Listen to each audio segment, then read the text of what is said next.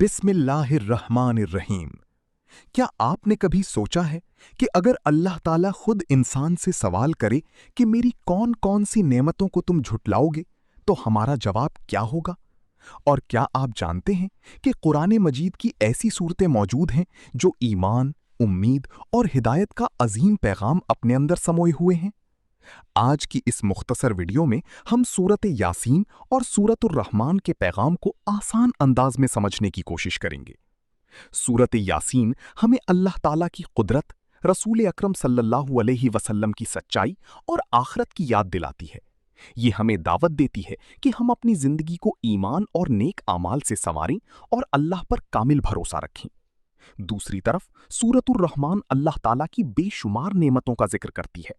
बार बार एक ही सवाल हमारे सामने आता है, फबी अय्यी आलाई रब्बिकुमा तुकज़्ज़िबान, यानी पस तुम अपने रब की कौन कौन सी नेमतों को झुटलाओगे। ये आयत सिर्फ तिलावत के लिए नहीं बल्कि गौर व फिक्र की दावत भी है। हमारी जिंदगी, हमारी सांसें, हमारा रिज्क, हमारा खानदान और हमारी हिदायत, ये सब अल्लाह की अता करदा नेमतें हैं। जब हम कुरान पढ़ते हैं तो हमें सिर्फ अल्फाज नहीं बल्कि जिंदगी गुजारने का रास्ता मिलता है। कुरान हमें सब्र सिखाता है, शुक्र सिखाता है और अल्लाह के करीब होने का जरिया बनता है।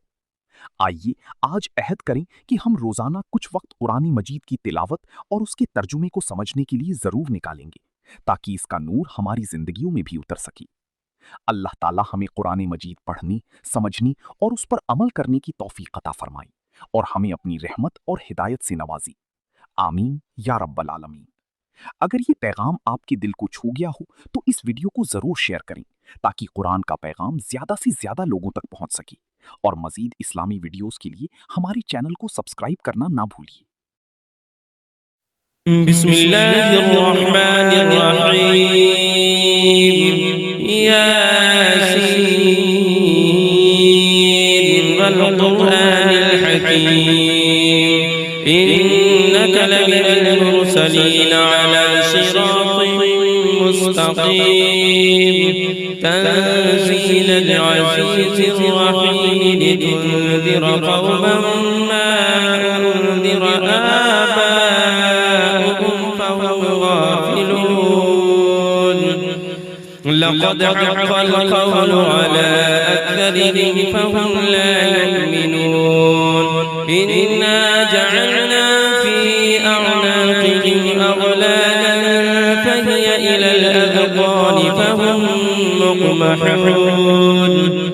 वजअलना मिन बैनि अयदीहिम सद्दन वमिन ख़ल्फ़िहिम सद्दन फ़अग़शयनाहुम फहुम ला युबसिरून। वसवाअ अलैहिम अअन्ज़रतहुम अम लम तुनज़िरहुम ला युमिनून। इन्नमा तुनज़िर मन इत्तबअ الذِّكْرَ وخشي الرحمن بالغيب فبشره بمغفرة وأجر كريم.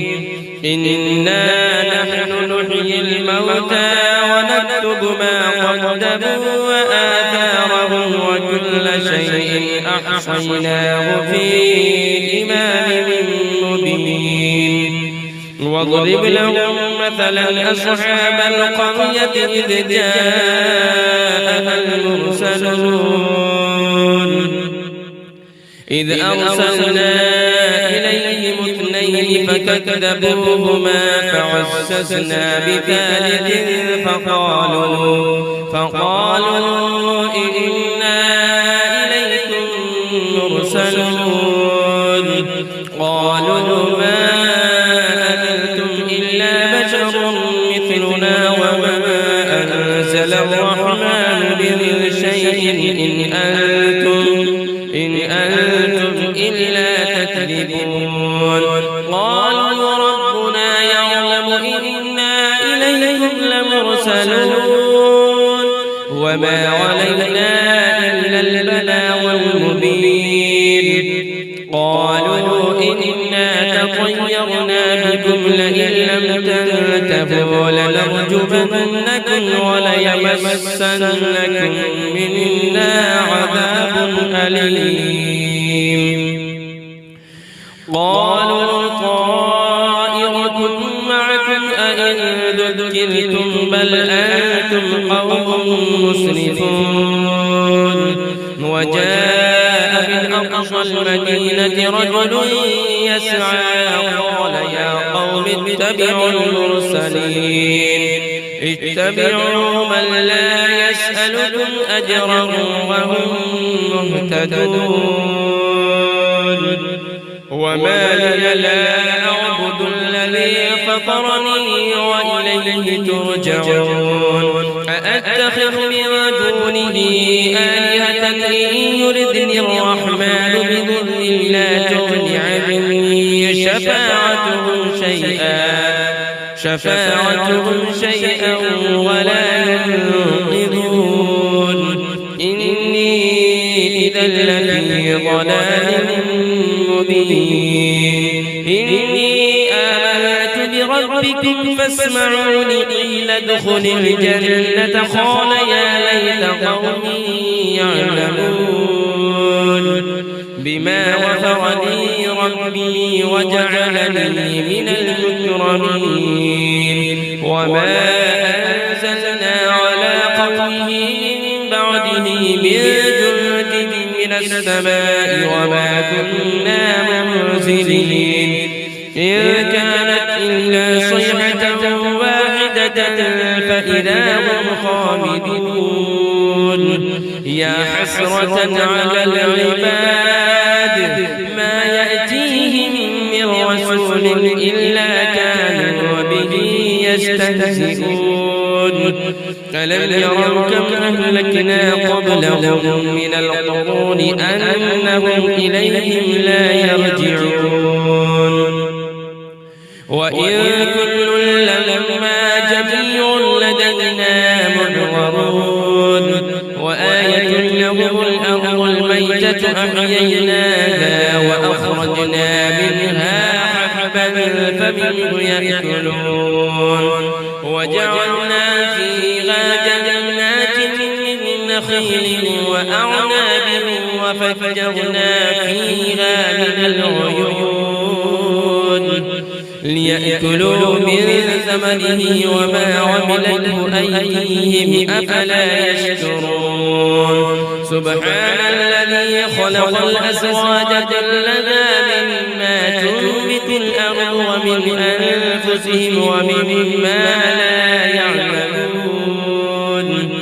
وآية لهم الليل نسلخ منه النهار فإذا هم مظلمون.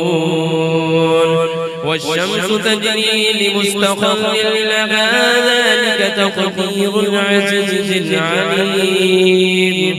والقمر قدرناه منازل حتى عاد كالعرجون القديم.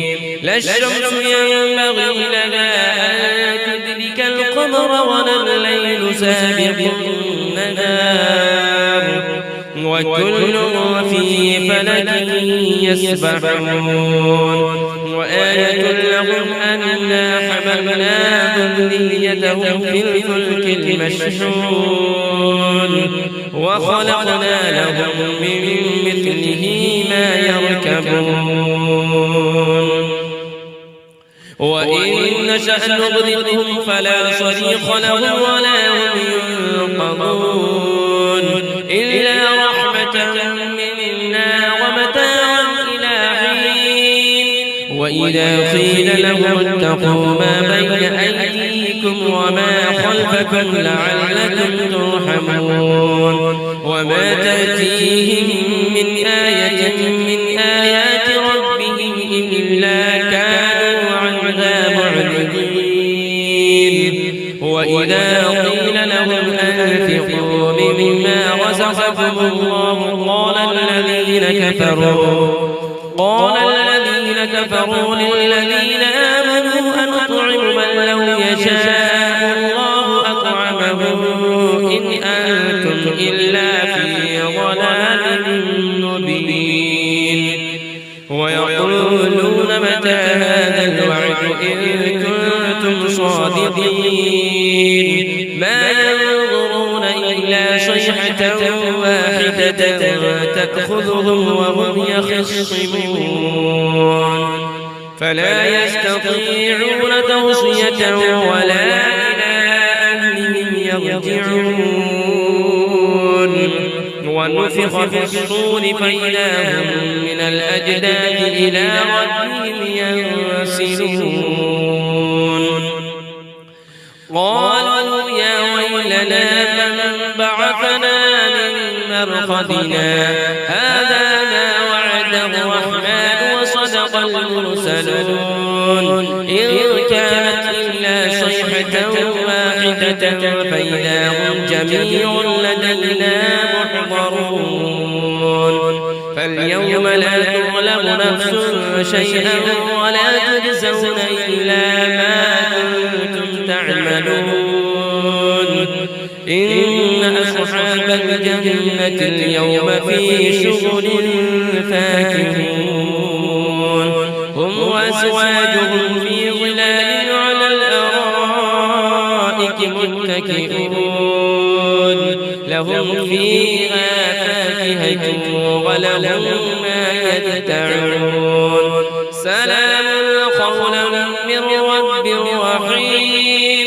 وامتازوا اليوم أيها المجرمون ألم أعهد إليكم يا بني آدم ألا تعبدوا الشيطان إنه لكم عدو مبين وأن اعبدوني هذا صراط مستقيم ولقد أضل منكم جبلا كثيرا أفلم تكونوا تعقلون هذه جهنم التي كنتم توعدون اصلوها اليوم بما كنتم تكفرون فاليوم نختم على أفواههم وتكلمنا أيديهم وتشهد أرجلهم بما كانوا يكسبون ولو نشاء لطمسنا على أعينهم فاستبقوا الصراط فأنى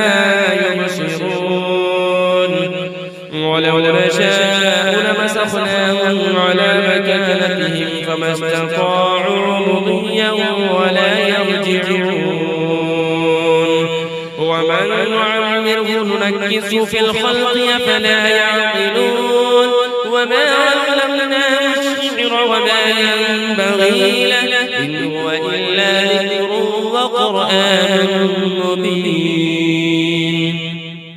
لينذر من كان حيا ويحق القول على الكافرين أفلم يروا أنا خلقنا لهم مما عملت أيدينا أنعاما فهم لنا مالكون وذللناها لهم فمنها ركوبهم ومنها يأكلون ولهم فيها منافع ومشارب أفلا يشكرون واتخذوا من دون الله آلهة لعلهم ينصرون لا يستطيعون نصرهم وهم لهم جند محضرون فلا يحزنك قولهم إنا نعلم ما يسرون وما يعلنون أولم ير الإنسان أنا خلقناه من نطفة فإذا هو خصيم مبين وضرب لنا مثلا ونسي خلقه قال من يحيي العظام وهي رميم قل يحييها الذي أنشأها أول مرة وهو بكل خلق عليم الذي جعل لكم من الشجر الأخضر نارا فإذا أنتم منه توقدون أوليس الذي خلق السماوات والأرض بقادر على أن يخلق مثلهم بلى وهو الخلاق العليم إنما أمره إذا أراد شيئا أن يقول له كن فيكون فسبحان الذي بيده ملكوت كل شيء وإليه ترجعون